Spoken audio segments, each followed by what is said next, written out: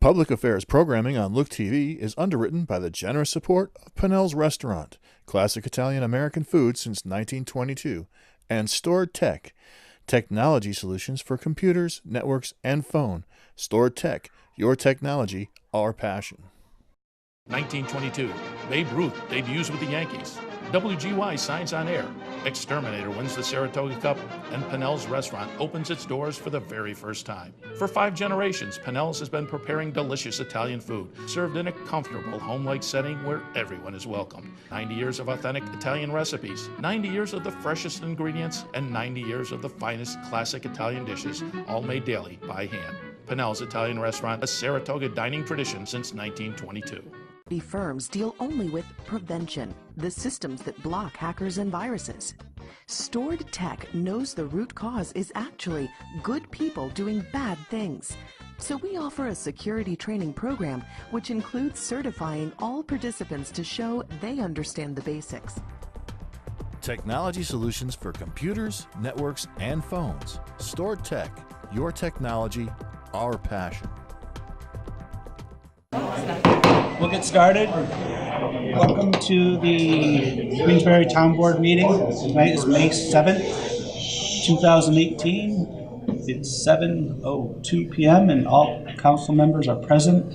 Supervisor Stroud is not here tonight. It was a planned absence. He's doing fine. So before we get started, I ask everyone to please rise and join George Ferrone. I pledge allegiance to the flag of the United States of America and to the republic for which it stands, one nation, under God, indivisible, with liberty and justice for all.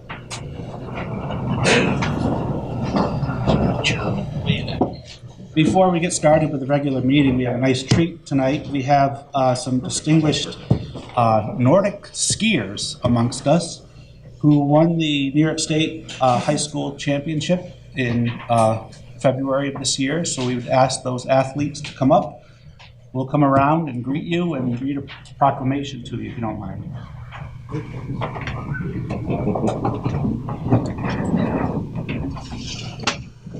Thank you.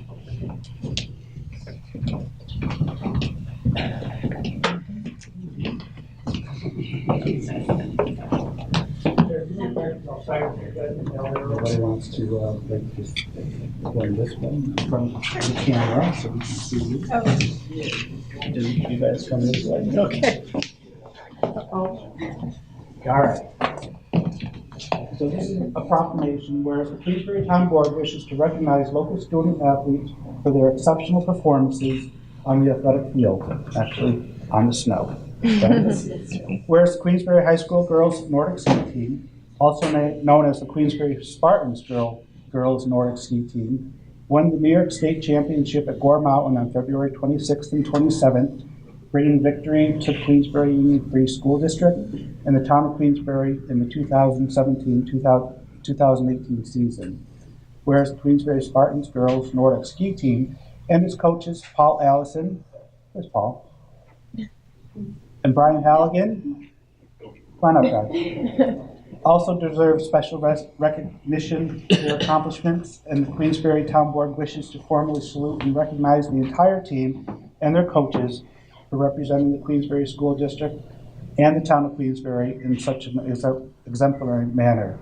Now therefore be it resolved, the Queensbury Town Board hereby congratulates the Queensbury Girls Nordic Ski Team and the coaches for their outstanding performance and level of excellence during the 2017-2018 season and achieving the title of New York State Championship, and further expresses their sincere appreciation to the Girls Nordic Ski Team and their coaches for doing their part in making the town of Queensbury a better place to live. Now, I know all you, Maggie Borges, right? Mm-hmm. Emily Spirbeck, correct? Ellie Gingle, and Emily Adamanchuk. Congratulations.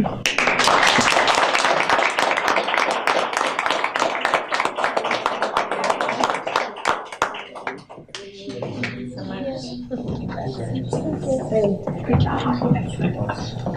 Thank you. Good job. Thank you.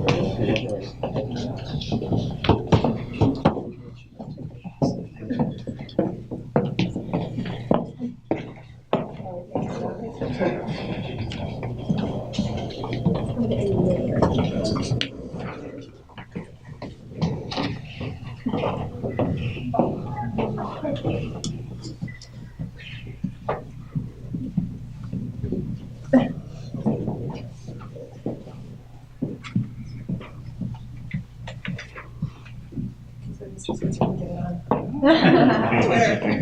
you. Congratulations.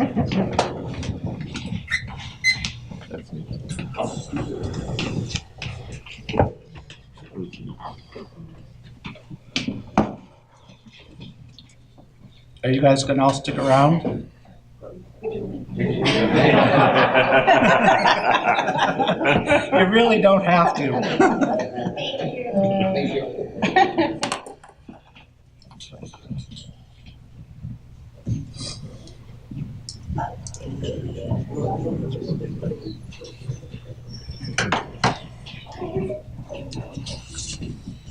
We have no public hearings tonight, so we are going to move into our resolutions. There are 17 for this evening, and we'll get started with Resolution 2.1. Rose? This is a resolution authorizing advertisement on bids for construction of wastewater facilities for Cary Road Sanitary Sewer District. So we are going out to bid on the Cary Road Sanitary Sewer District. CT Mel and Associates perform design and construction standards, and it's time to move forward with that project.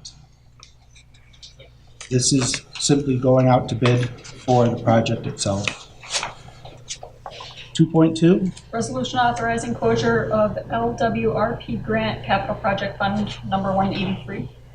This is a closure of the local waterfront revitalization program, Capital Reserve Fund number 164. There's $10,000 outstanding in the fund, and we are going to move that back into the capital fund. 2.3. Resolution authorizing acceptance of $250 donation from Benson's Pet Center for Marvelous Mutts event to be held at Gurney Lane Recreation Area.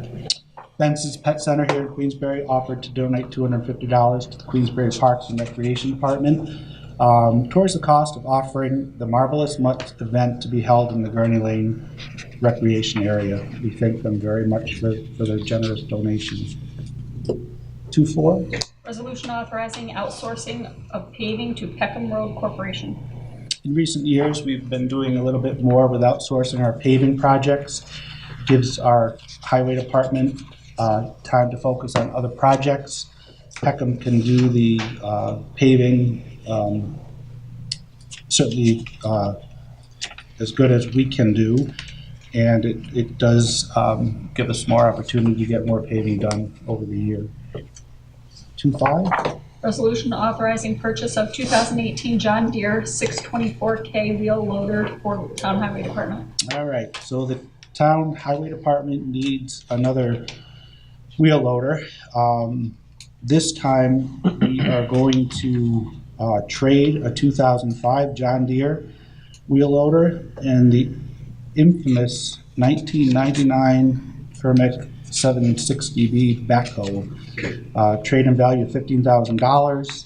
Purchase price of $165,876, and with the trade-in values, the overall price will be $98,876.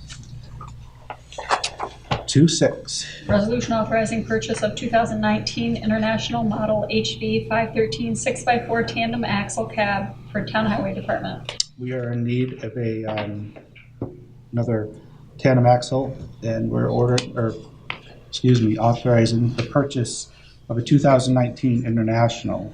This is a piggyback quote under Onondaga County's bid number 7823. Total cost with some options is $217,915 from Navistar Incorporated. 2.7. Resolution authorizing increase in billing rates for emergency medical services third-party billing, bill for service. We, in recent years, we haven't raised our rates for billing since 2008. And we have decided, Jen Twitzer did some research on this. You want to elaborate a little bit? Sure. Looking back at where we stand with EMS and some of the struggles that we're facing with keeping up with the services, we realized that we haven't looked at the rates that we charge individuals for the services that they perform. So we utilized our billing company, who also acts as a consultant. They sat down with us and they gave us some feedback as to where and some benchmarking that we could do so we could figure out where we wanted those fees to be, and the increases reflect what some standard fees are in the area of services. We are adding an intercept fee, Jen? And we are adding an intercept. This is something that we had not in the past included in our billing rates, but it's something, again, a service that we do perform for some of the local EMS squads outside of the Queensbury town borders, and wanted to capitalize on those as well. So the new intercept fee will be $350. Our BLS fee will increase from $600 to $750.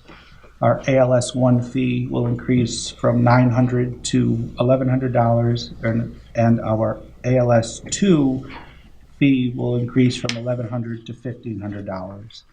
Mileage, which is currently at $18 per loaded mile, will be increased to $20 per loaded mile. 2A. Resolution setting public hearings on emergency ambulance service agreements. We've been working with our ambulance service EMS squads for quite a while on their contracts. We are certainly late in the season with these, but we have had some, I'm not going to use the word issues, but some complications based on paid staffing. And I think we've come to some good resolutions with the three groups. So we are setting these public hearings, which will be held on May 21st with Bay Ridge Rescue Squad, North Queensbury Rescue Squad, and West Glens Falls Emergency Squad. So again, May 21st, 2018 at 7 o'clock. Operations for the group will be up $10,000 in 2018, and paid staffing will increase $80,000 for 2018. As it stands at this point, we've been paying them based on 2017 contracts.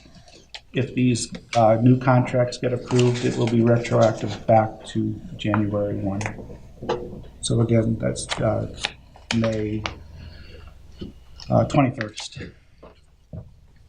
2.9. Resolution authorizing hiring of seasonal employees to work for Department of Parks and Recreation. Town board wishes to hire Emily Lovering, Evan Lovering, and Ryan Flansburgh to work part-time for the Department of Parks and Recreation on a seasonal basis. And anytime we have familial relationships, we disclose them with you. Emily Lovering and Evan Lovering are the children of Park and Recreation Department Director Steve Lovering, and Ryan Flansburgh is the son of Park and Recreation mechanic James Flansburgh. 210. Resolution authorizing hiring of temporary seasonal laborers to work for town cemeteries. And similar to Park and Rec, the cemetery superintendent has requested us to hire Austin Reynolds, Gavin Weston, Kyle Miller, and Dakota Son as temporary seasonal laborers to work for the cemetery department. Austin Reynolds and Gavin Weston are returning temporary seasonal laborers and have already successfully completed their employment physicals. Austin Reynolds, Gavin Weston, Kyle Miller, and Dakota Son will be temporary seasonal laborers for the department for up to 11 weeks, commencing in the middle of June. All have to successfully complete background checks and judge fitness for duties before they're hired, as well as drug and alcohol screenings. That's it. 211. Resolution extending hiring terms of Rodney Warrington as temporary part-time instrumentation technician at Town Water Treatment Plant.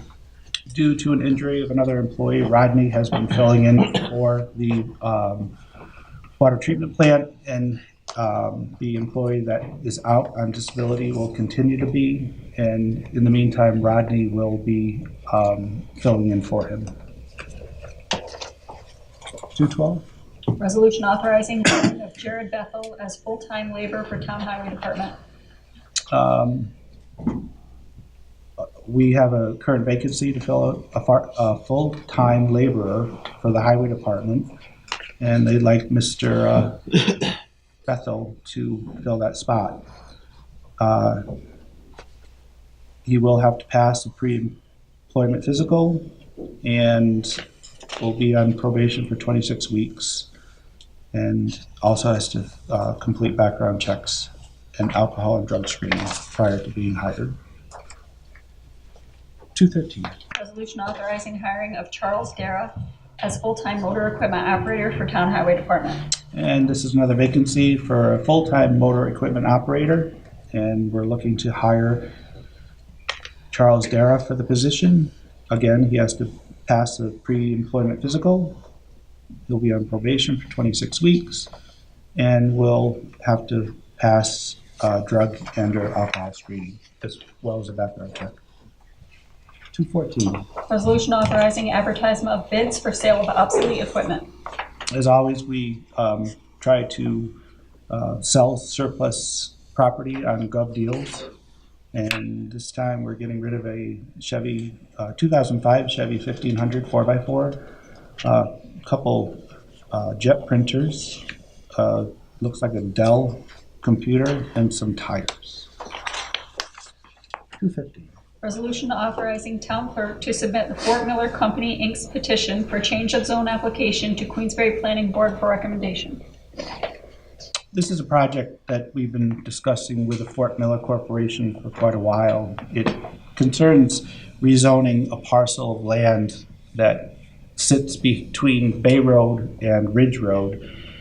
Currently, when Fort Miller sells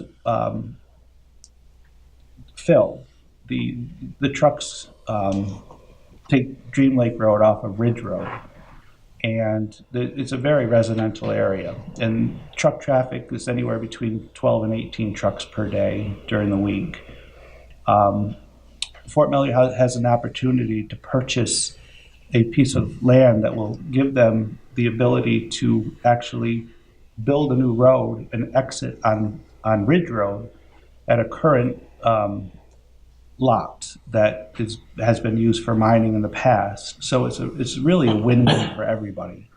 At the same time, their mining operation, where it currently exists, will be able to be expanded further towards Ridge Road. We all took a site visit there last week. It was quite interesting to see the operation. And at one point, I honestly felt like I was on the moon. It was bizarre, but great operation. And the Fort Miller people are good people, but the residents on Dream Lake Road also need a break from the truck traffic. So this is really a great solution, I think, for everybody, and I think the whole town board feels that way.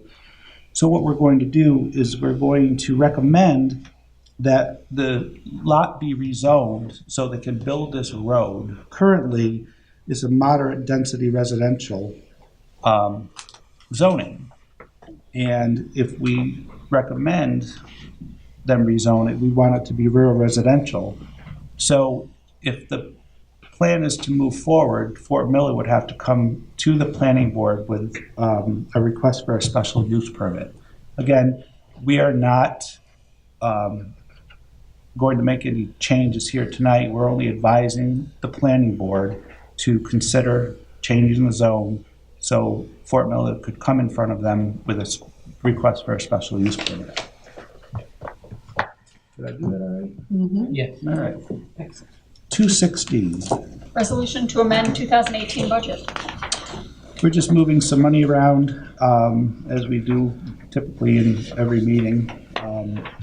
Nothing too exciting here. 217. Resolution approving audit of bills warrant of May 8th, 2018. So this town board has to approve the bills so we can pay the bills. So that's what we do here. So that's your 17 resolutions. So we'll open up the privilege of the floor. There's a 3-minute time to speak to any of the resolutions, so we'll get started. Mr. Ball.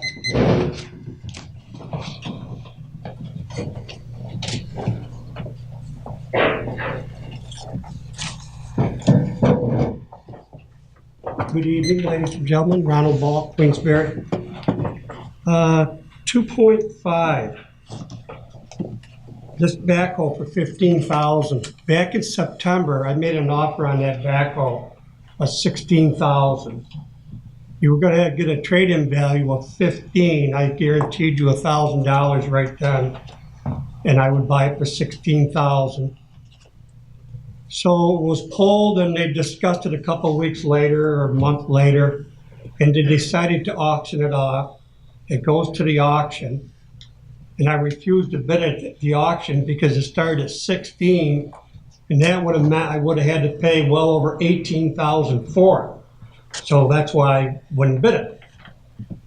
So then, about a month ago, John on TV here again said, Ron Ball made us an offer, he should be held to it, come up and buy the backhoe for $16,000. So I got to thinking about it. So I called him up and I said, yes, I'll give you the $16,000 for it. This was about 3 weeks ago. So he put it on the agenda. It was going to be on a proposition for $16,000. And he said all I needed was a 10% down check for $1,600. Here's my check for $1,600, willing to pay $16,000 for it. And I come to the meeting expecting it was going to be talked about and I was going to be able to buy it. Well, you guys pull it again. So now I'm back here again, and now I see you're going to take an offer of $15,000 for it again. So I'm back here again saying I'm going to offer you $16,000 for it. This is my third and final offer of $16,000. And I'd like to know why you're not going to take it. I can give you, Bob, the check right now, $1,600 down deposit. Okay, and you got my proposal how I wanted to buy it someplace. I gave them to you last week, and when I gave them to you last week, you said you didn't need the information, you already had it. So I assume you must have 2 of them. So there's my proposal. Can I give Bob the check for it? No, you cannot, because your proposal came with a stipulation that we had to buy a lot from you for $27,000. It's not going to happen, Ron. We're not buying any property from you. We're not being forced to buy any property from you. Okay, don't get upset now. Keep your voice down a little bit. Don't get upset. Well, you know damn well why we pulled that. You don't need to swear. You know why we pulled that. Why? Because you came back to us after you wanted to buy it for $16,000 and said we had to buy a lot from you for $27,000. And that was and why did I want you to buy a lot from me for $26,000? You know what, Ron? Why don't you tell everybody why? Why don't you? No, why don't you tell them? I have because no you're idea afraid why. to mention it. Because Queensbury's been collecting stormwater runoff for 500 lineal feet on the water tower property in Queensbury and discharging it onto my property. And they're going to work on that. I just saw you up to Stewart's Saturday. Do you ever see that big hole behind Stewart's? That's for stormwater runoff, okay? You ever walk out there and look at that thing? Not a drop of water in it.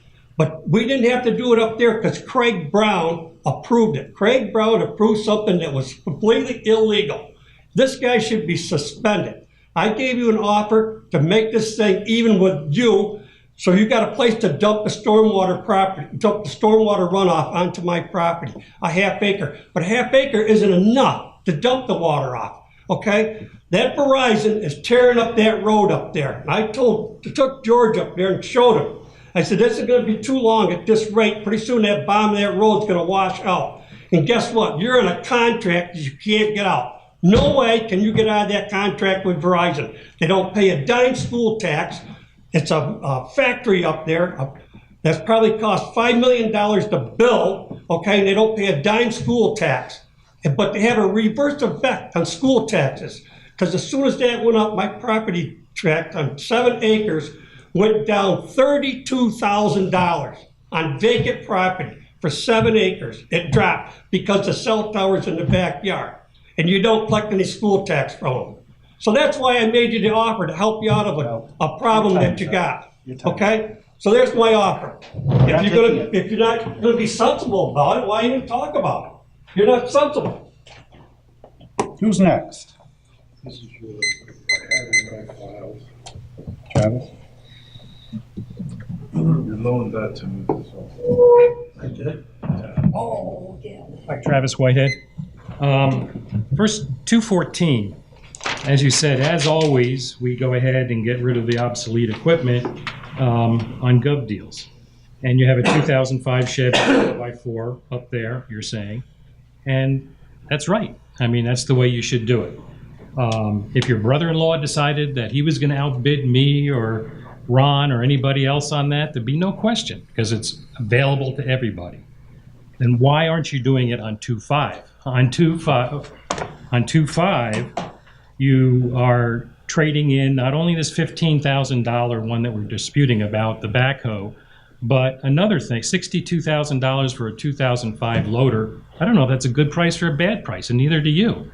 I mean, it has never been bid. It is illegal to do it this way. I've talked to a number of people at the state controller's office and OGS, and they've come to that same conclusion. And I hope you do not pursue 2005. I would agree that perhaps it's the best solution as far as getting the most money out of it. But the idea is you do not do something that's illegal. Once you start doing something that's illegal, even if you think it's for the good, you're going down a very slippery slope, and I don't want to see any of you go down that slippery slope. 2.6, I would like to really ask, why do we need another 6x4 tandem axle cabin truck? We went ahead and purchased 4 Western Star 10-wheel dumps with plows over the last 2 years.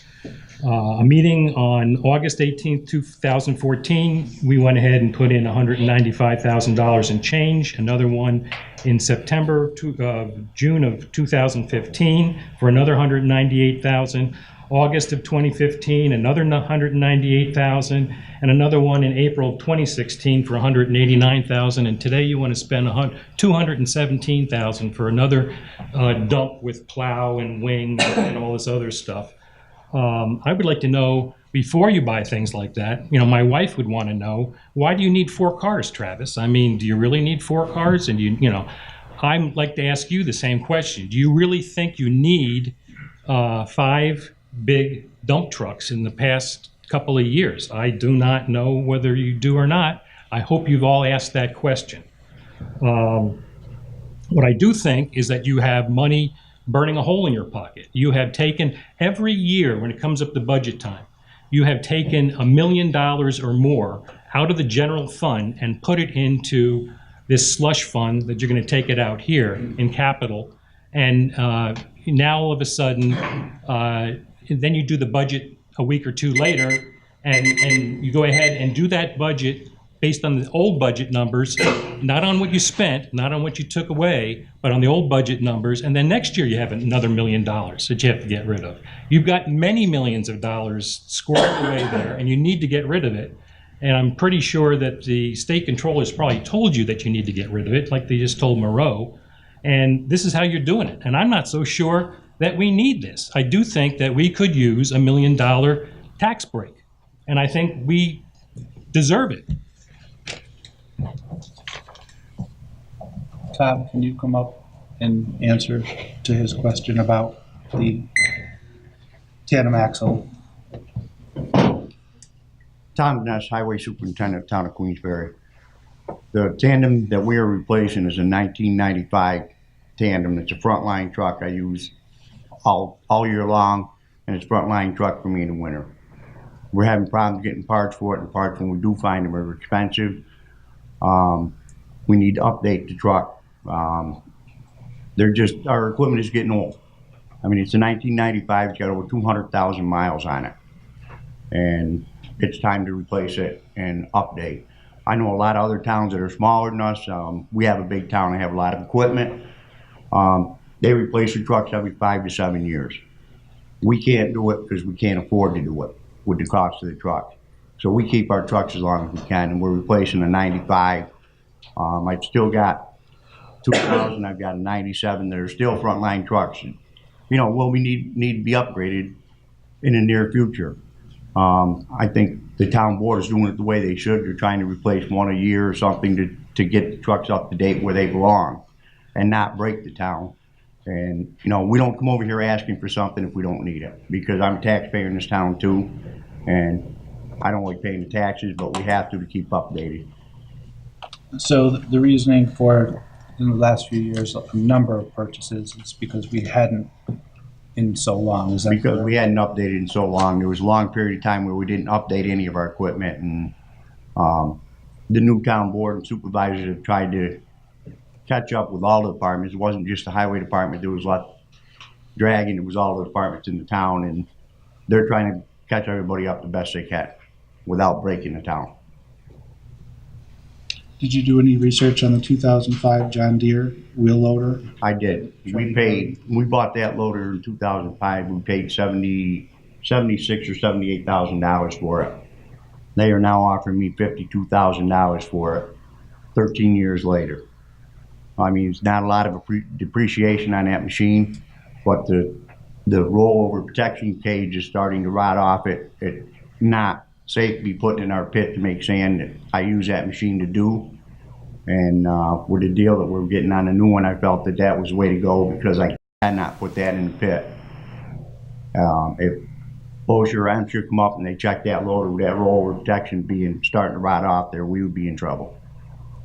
It definitely needs to be replaced. And like I said, it didn't depreciate a whole lot in the 13 years. We paid $78,000 for it, and they're giving us $52,000 trade-in. Any other questions for Tom? Nothing on employees or anything like that? No. Thank you very much. Who else would like to come up and speak?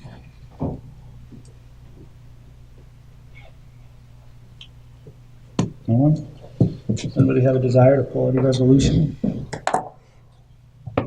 No? Mr. Medivere, Yes. question of procedure. Come on up, please. And if you would just state your name for the record. I'm Andrew Holding. I'm here to talk to the Fort Miller item. And I don't know, you read all the items on the agenda. Are you addressing them one at a time? Working down the list? I don't understand your question. No. I want to address an item. That's Well, sit down and address it. Have a seat at the No, table. it had- time to do Now is your time. We're not going in any specific order, it's just whoever would like to come up and speak about a specific resolution. Okay.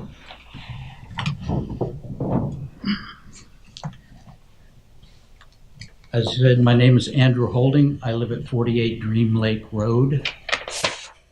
Currently the road, only access road to the Dream Lake pit. It's very unfortunate that Supervisor Stroh is not here. I know there's some new board members who are unaware of letters that he and I have exchanged. Basically, the Fort Miller Corporation bought land on which the zoning law precluded mining. And they came to the town board years ago and said, gee, we'd like to expand our mine. Can you change the zoning on those rural residential properties? Which the zoning was changed based on a letter that Butch Marcel wrote that said, we will discontinue the use of Dream Lake Road. Quote, discontinue the use of Dream Lake Road, closed quote. When it got to the planning board, Butch Marcel said, Dream Lake Road is a public road. I can't tell people not to use it. I mean, that was embarrassing.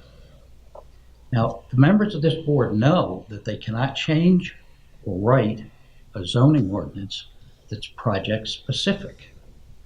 So to say that you're going to change the zoning based on assurances from the applicant doesn't work. So I've been trying to talk to the board in a non-public setting I've requested a workshop. Fort Miller has had 4 or 5 workshops. They've presented documents that are inaccurate, maps that don't agree with themselves, misleading information. Even at the last workshop, just last week, they presented a map that they had submitted to the DEC, which doesn't even accurately represent their property. And in one letter to John Stroh, I said something to the effect of, we're requesting a workshop. We want to discuss this with the board openly. If it goes to a public forum, it's going to all come out. So my thinking now is that if you pass this on to the planning board, where we can get together with the planning board and discuss it more than 3 minutes worth, it's going to be an embarrassment to this board how many inaccuracies and misrepresentations are being passed forward for them to look at. It's like you haven't done your due diligence. And those people who know and who have read the fine print, who have seen the original maps that they had submitted, 4 or 5 years ago, Tony, when it started, that don't agree with the things that are coming out of the Fort Miller Art Department, it's going to be very embarrassing. So I'm suggesting that the board table this. You represent the citizens. The big privately held company has had 5 workshops. Give us a half an hour to show you the fatal flaws. Tony said to me, they can't go out to Bay Road. They only have, 40, 65 feet or whatever, and you need a stoplight. Are you aware that they purchased the property next to them, that they have over 1,000 feet of road front? And guess what? From that road front, you can see the light at Bay Road. But I mean, I guess, the thing that I find very frustrating is they're trying to get off of Dream Lake Road, and yet you're still arguing with, not arguing, but fighting them on it. Their intent is to stop using Dream Lake Road. So why don't you embrace this? I don't understand it. I don't have time, and I don't want to take the time to argue the case here. But what Butch Marcel described as a little tweak in the zoning takes the 1,000-foot mandatory separation between a new mining permit has to maintain a 1,000-foot separation from an existing house. He just wants to tweak it a little and call it a buffer. Well, a buffer gets defined by the planning board. A buffer, they're now talking about 50 feet to the property line.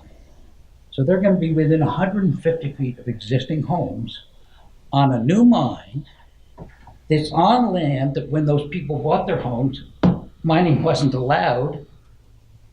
It's outrageous. You think you're coming off of Dream Lake Road.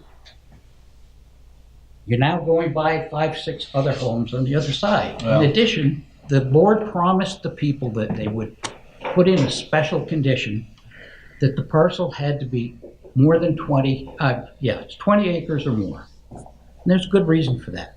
It's got to be wide open. So now they want to put all the trucks through a mine, small mine, that's an existing non-conforming use. And they want to change zoning law so that you'll let them do that. Well, you're taking away 1,000-foot protection from all the people on Ridge Road.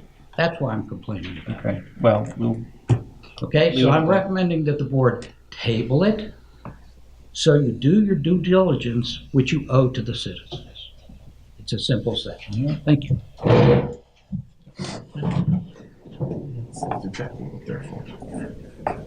Anyone else like to come up and speak in front of the board? Again, I'll ask, does anybody want to pull any resolutions? Well, based on what the gentleman just brought up, I think the process is in place, though. I mean, there will be more public comment when this goes to the planning. And that was the point. The planning board's purpose is to address those concerns. Right. Those concerns need to be brought to them. Right. And if it doesn't get past the planning board, it is not going to come back to this board Correct. for a recommendation Correct. to approve. I think we're doing the process the way it should be done correctly. And we're not making any decisions here, we're just asking the planning board to review this. So Mr. Holding's concerns, as well as other residents who may have concerns, will be able to come out and be addressed. And that's all we're doing. We're pushing this to the planning board for them to review it. So you'll be able to speak to that. Okay. All right. So do I have a motion to approve resolutions 2.1 through 2.17? So moved by Councilman Barone. Second. Second by Councilwoman Switzer. Roll. Councilperson Medivir. Yes. Atherton. yes. Barone. Yes. Switzer. Yes. And Strow is absent. Very good. I know you have some correspondence tonight. Yes. I received a letter from Travis Whitehead dated April 8th, 2018, and it's on file in the town clerk's office. All right, we'll move to privilege of the floor. This is an opportunity for you to address any town issues. You have 4 minutes to do so, Mr. Ball.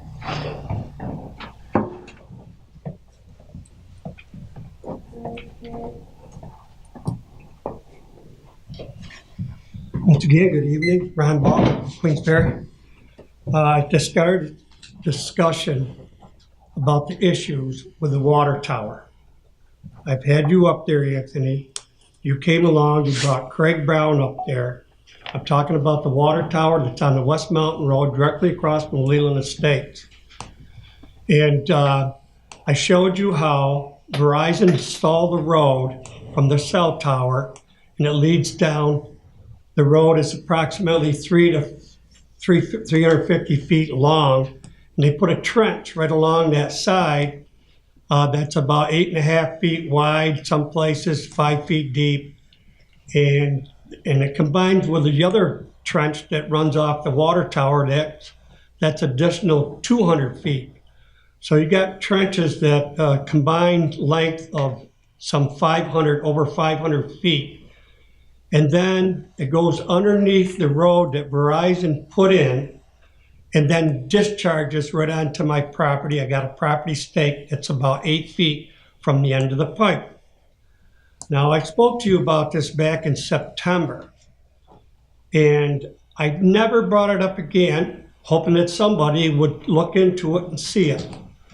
And since then, I tried to get approvals to build on my house. Build my house on the property right next to it. And this Craig Brown originally, I've got to back up a little bit, original estimate to do the site work on my property was around $25,000 to do the site work before I built the house. After Craig Brown got done with it, it went up to $140,000. And the reason why is Craig Brown made my engineer design it to collect the stormwater that's running off Verizon's road that they put in on Queensbury town property and discharge it onto my property. Now, I know the only way that can be saved is if you purchased a half acre from me. I don't want to sell you a half acre. I don't want that piece of junk backhoe, okay? But I felt there was no other way to get you to discuss this. I tried and tried and tried to get you to discuss this issue up there, and nobody wants to talk about it. It's being done illegal. Am I correct, Bob? Is that illegal? They can't collect stormwater runoff and discharge it onto someone else's property. I represent them. I don't represent you. I'm But I pay you, to answer Bob. your question. I do pay So you. no. Okay. All right. But the answer is yes. I You was can't do told on Friday that they are looking to remedy the situation, that they're doing some engineering that will keep the stormwater on our property and not on yours. So Okay. it is being addressed. This is where you should pay real attention to what you're going to do here, okay? Because I made a complaint about 10 years ago that behind a water tower, there was a lot of erosion and there were steep banks. Oh, when Dan Stack was supervisor and Ron Montesity was deputy supervisor, a week after I said this, they had an independent contractor without putting it up for bid and did $1,000 worth of work up there without even putting it out to bid. So this photo I had of it did me no more good because the new photo, which they could have taken, would have showed that they fixed it, okay? But this is running off. That road that led up to the water tower years ago washed out completely. The water sets on a peninsula, and a man-made peninsula, because the new road that they put in, which is washing out now, you're gonna lose it. And the way this is running, this water, if you try to push any more down to the West Mountain Road, you're gonna wash out the West Mountain Road. If you wanna do anything up here at all, I believe you should get the Army Corps of Engineers to go up there and look at it. And I asked one of you new members of the board, but you're not aware of it, to please contact the Army Corps of Engineers, and I would go along with you, and we'll go up there and assess the value and see just what the problem is.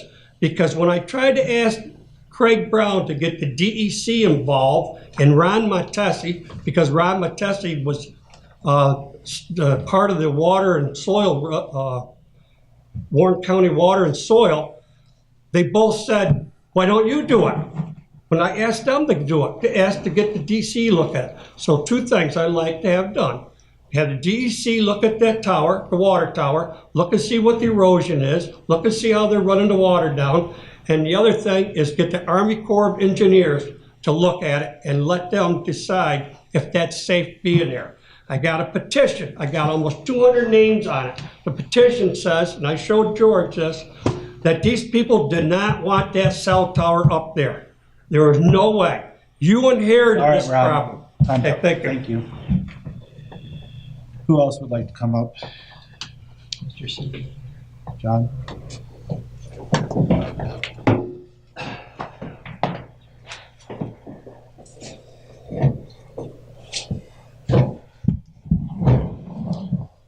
John Salvador for the record.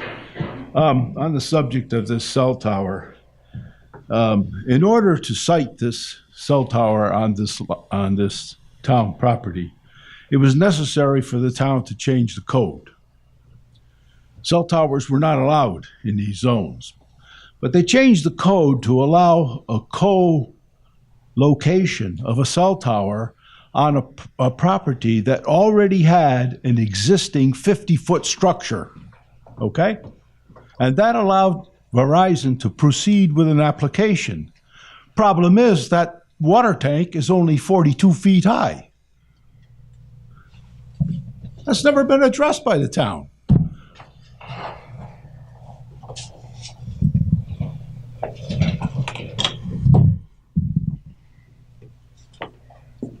Sir, you want to come up? My name is Brian Zeta. Can you Queensbury? Can hear you? And I just have some questions, and I'd like to just put some questions out there. It's the first time I've ever been to one of the meetings, and I'm from downstate, moved up here 15 years ago, used to own Suds Laundromat in Glens Falls, and sold that. And recently I've been dabbling in a few different things. One of them is some real estate. And I've been looking into some investments, and a bunch of questions has arisen. And I spoke to my attorneys, and they said, well, you know, maybe you should just go to the board meeting and throw some of these questions out and see what they say. And then we can, you know, continue and make some decisions on if I'm going to invest or not. So my first question, and I'm just going to throw some questions out, and then you could just give me some answers, no problems or arguments or anything like that at this time. All right. First of all, where I come from, there's a lot of sewers, and when I moved up here, I have septic tanks. So some of the real estate that I'm looking at is they're not sure if they're going to do sewers or septic tank, and because of that, the monetary value of the finished product can be much more if we go one way or the other. So my question is sewers or septic better for the environment? And do we, as a town, encourage new real estate investors or new real estate people that are purchasing and building these developments to hook up to sewer or to go with the septic tank? And last question, as far as the sewers, would it be better if more of the town had access to sewers? So just some thoughts on some of those items, as far as, like I said, because I'm just, wetting my feet in talking to some of these guys that are looking for investors in some of the real estate. And of course, when I invest, I want to get the best bang for my buck. So that's why I'm throwing some of these questions out there, because these are going to help me make my decision on which way I'm going to go as far as with these investments, if we're going to go with the sewer or if we're going to go with septic. So those are just some questions I wanted to throw out to the board. How do you feel, how does the town feel about hooking up new developments to the sewers? Before we answer, do you have any more questions that you want to? Well, the other question is a little bit completely different, just something that I wanted to throw out about the mall, the aviation mall, and about the Toys R Us store. We know malls are going by the wayside, okay? So I've had some ideas, again, because I'm looking for something, since we sold the laundromat, to get into. So I'm looking at some real estate. I'm also looking at these big box type stores. For instance, if Toys R Us goes out of business, what's going to happen to that big building? Is it going to be knocked out? Probably not. We're going to look for somebody to come in there.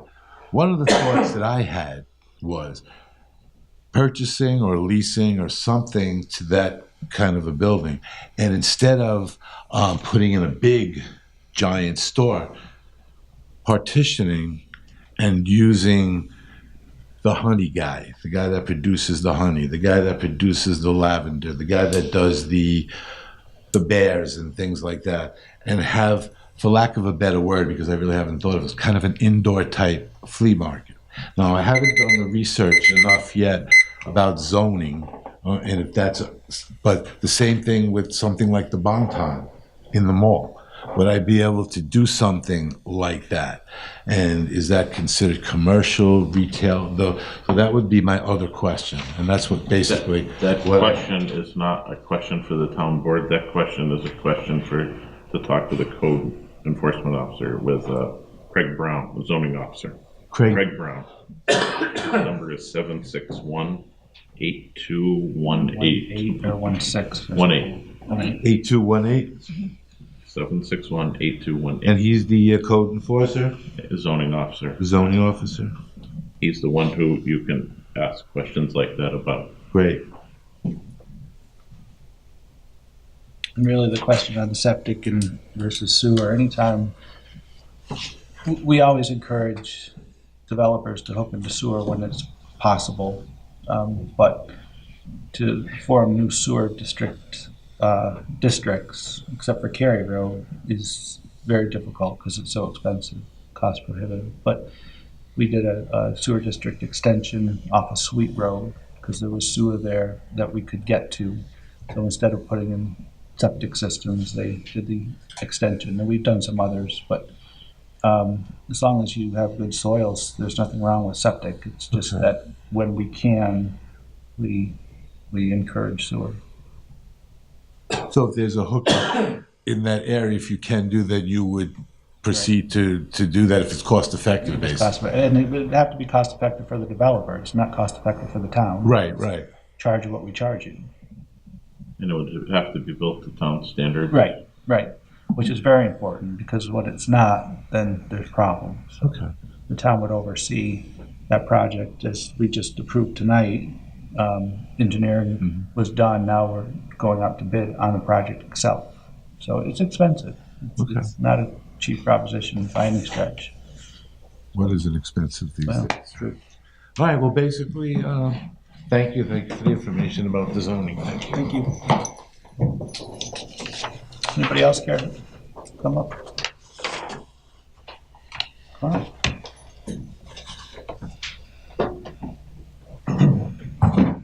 Travis Whitehead. I want you to remember what you just heard a couple minutes ago, Mr. Hafner tell Ron Ball that he represents the board and not the residents. I think that's important because I've never heard a lawyer tell his clients in an open forum that they're doing something wrong. And yet I really believe, since we're paying his salary, which is quite a bit more than you were paying a year ago, actually, for the representation you had back at that point in time, that we could get somebody here that would look at our interests as well. And when you were so inconsistent between how you looked at 214 and 25, when Tony said, as always, that's a quote, as always, we go ahead and get rid of our surplus equipment through Gov Deals, and then you turn around on 2.5 and you get rid of over $70,000 worth of equipment with no bids whatsoever. We had a bid, and you know what that bid was. You had no bid whatsoever on that $52,000. Is that true or not true? That's true. Okay. We also had a bid of what, $9,000 on that $15,000 backhoe that we could have had traded months ago. And there are ways that you could have done this correctly. I think you're doing it correctly. And based on opinions that we obtained today, we are doing it correctly. We can trade these items. And you got those opinions from? The Association of Towns was one of the groups that I contacted today, and they said that we were in our right to dispose of equipment, based on our discretion, as long as we felt we were getting a fair market value for the equipment. And by the way, that's also an opinion we received from local council as well. Yeah, well, I don't really care about what local council has. Well, where have you gotten your information? Care about local. The office of State Controller. And now, where is OGS? Can I ask you a question? Yes. Catherine ruined my afternoon yesterday. I was cleaning windows, and I got an email from her that you were going to come in front of us and say, the OGS says we are wrong. I spent 2.5 hours on the OGS website. Where do you get your information? Just prove something to me, because there is absolutely nothing that talks about trade except on their website when they talk about piggybacking, that you can actually accept a trade for fair market value. And it's on their website. That's the only thing, except for trade secrets, that was listed time and time again. The only mention of trade was trade in fair market value on piggybacking. Okay. So you show me what you have, and I'd be happy to work with it. But 2.5 hours yesterday, not a thing about it.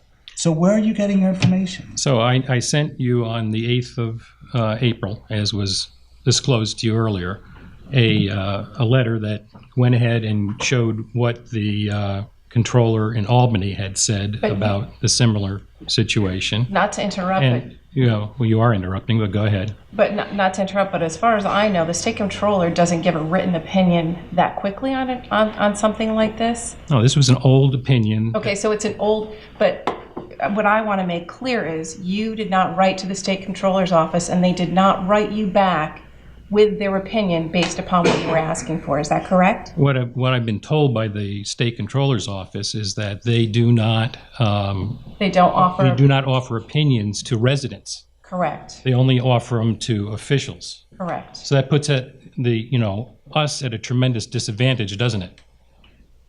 But what I'm trying to get at is, I know what you're trying to get at, but the point of the fact is that you did correctly dispose of the equipment in 2.14, and you did incorrectly dispose of it in 2.5. You had no bids whatsoever on the front loader, and on the other, you went out to bid twice on the backhoe.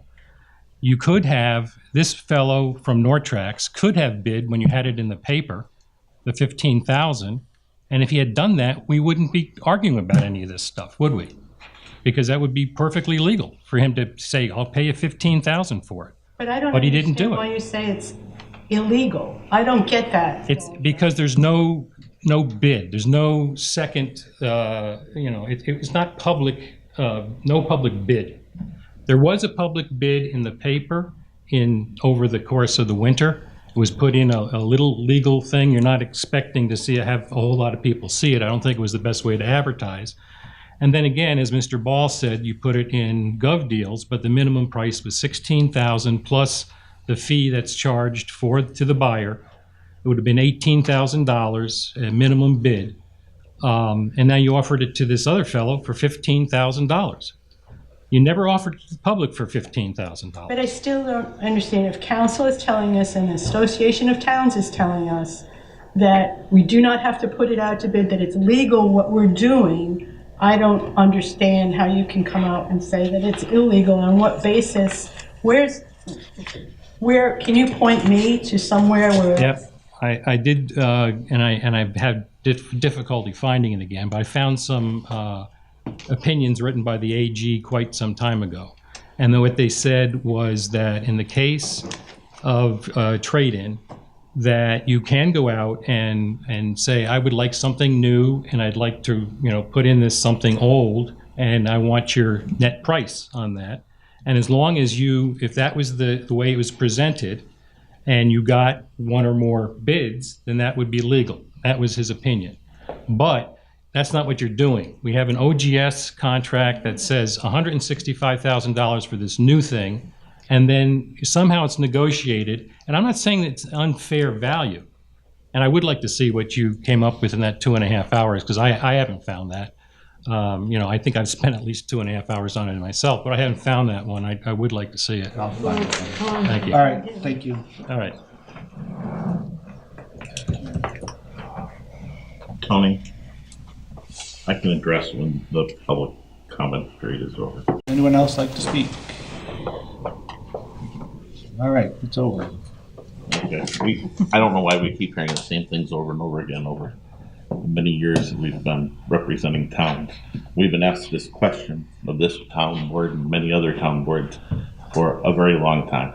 The rules about buying and selling property are laid out in town law and in general municipal law. If you're buying property, there's very particular rules you have to follow.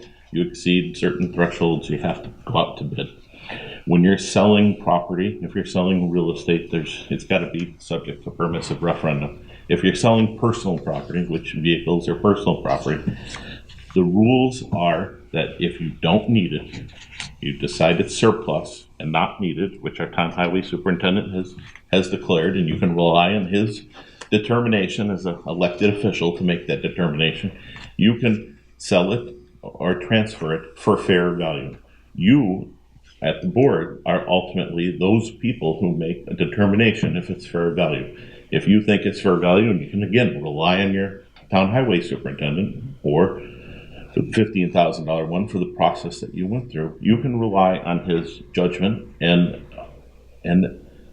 agree to sell it or to accept a trade-in for it. You don't need to go to gov deals. There's nothing wrong with going to gov deals. You have alternate methods. We've answered this question for you not too long ago. We've answered this question for the boards as they've changed over the many years, and I've sat at this seat at different times. And that's the rules you have to follow. And the Association of Towns apparently verified what we've told you recently and many times in the past. All right, well, town board discussion. Catherine? I had just one thing. The Queensbury Clean Energy Committee, I don't know if any of you are aware of that. We've been going for several months now. It's made up of residents and also the Queensbury Town Board representation is represented also. We had a great, successful Queensbury Solarization Campaign kickoff event on Saturday right in this room. And this is a campaign to educate and encourage folks to go solar. It's helping homes in the same area to go solar together, allowing for negotiation of rates collectively and decreasing upfront costs. It is part of the NYSERDA Clean Energy Communities program called New York Sun. It's SUN. About 70 people showed up, which was great. The goal is to make it possible for New Yorkers to choose clean energy while lowering costs and also reducing the load on the grid. With NYSERDA's assistance, we chose Apex and Solar Liberty as the installers for the campaign, and they came and they presented to people, and we also had a free lunch. There's information now on the Town of Queensbury website, and there'll be more to come. You can have a look at it at queensbury.net Department's Clean Energy Community. And we'll be meeting probably once a week to determine all the further events, and the website will also be updated accordingly. And if you want further information, please contact me at ward2@queensbury.net. That's all I got. Thank you. George? I don't have much tonight. I just wanted to say in that I just found this tonight. It is tick season and the little buggers are out there. So be careful. We know they carry disease, and we hear about a lot of folks. We all know that sometimes they get Lyme disease and stuff. So just be vigilant. It's tick season. Yes, it is. George, can I say something? I just learned this. If you take a cotton ball and you put regular dish soap on it, yes, and then block the tick, it helps remove the tick to fall off. I haven't tried it yet, but sounds like it may work, so maybe you ought to, some advice to give somebody. Just a cotton ball with some dish soap on it. Thank you. Just two short things. First, I want to thank Green Mountain Electric. I saw them out there Saturday morning. I was on my way here, stopped by this solar kickoff, and they were cleaning up parts of Corinth Road. They're part of Adopt a Highway. So I just wanted to thank those folks who work for Green Mountain Electric to give up their time and help to keep the town looking as good as it always is. And secondly, just as a reminder, just like we encourage everybody to get out and vote for your elected officials, the school budget vote will take place on Tuesday, May 15th from 10 a.m. to 8:30 p.m. at Queensbury Elementary School. So this is your opportunity to take part in your local school budget. That's all I have. Chris Harrington from the Water Department wanted me to read a reminder that we are going to start flushing hydrants actually on Wednesday, May 9th. It'll continue for approximately 4 weeks. It'll be done daily, Monday through Friday, from 8 to 4. And when they flush near your home, some discoloration of water will occur. You're advised to check water conditions before doing laundry. Water heaters should be flushed after completion of the program. And if you have any other questions, you can always call the water department. I can't remember if we talked about this the last meeting. Did we address reassessments at all? Yes. We did? Yes. Okay. Because I know that there have been a lot of people that have been upset about their reassessments. And at this point, it doesn't necessarily mean your taxes are going up. It just means the value of your home went up, so your net worth went up. But we don't know what our tax rate is going to be because we don't know what our tax levy is going to be. So don't panic at this point. Doesn't necessarily mean bad things because your value of your home went up. Isn't there a date for grievance? Grievance day is May 21st or something? 21st or 3rd or something like that. It's Monday the 21st. Yeah. Okay.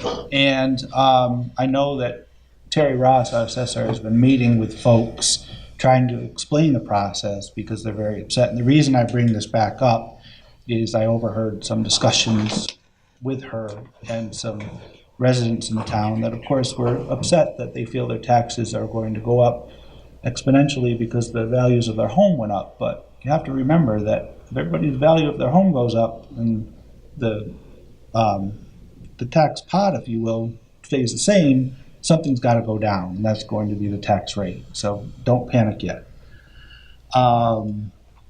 So with every spring season lately, it seems we have these excessively violent storms, and this weekend was no different. A lot of the town was shut down. I didn't think it was that bad until I tried to get out and couldn't once again, but thank you to Tom, your crews. I met some really cool guys last night from Cape Cod who were doing electric through a Splendid. They were hooking up some electric near my mom's house, and He said we live in one of the most beautiful places he's ever been, that he and his wife are going to come here this summer to vacation. So I said, where do you live now? And he said, I live on Cape Cod. And then he said, I'm 2 blocks to the ocean. And so I got a chuckle out of that, because here we all head to Cape Cod to get away, and this gentleman can't wait to bring his wife back here to show her how beautiful our area is. So it was a great conversation with some hardworking guys who it was about 8:15 when we were talking, so they had been working all day, and I know that your guys, Tom, they were out getting everything cleaned up, so kudos to them, thank you. And we finally got rid of the snow, and now we have to deal with this, so it's always something. Always something. I'm sure your overtime budget's a little... budget. Yeah. Exactly. With that said, John didn't leave me with his... I want that list. I know, Come on. State of the Union, I don't know where it is. We will get 4 weeks the next meeting. Well, this is true. So with that, I'd like to thank our sponsors and Joe for being here.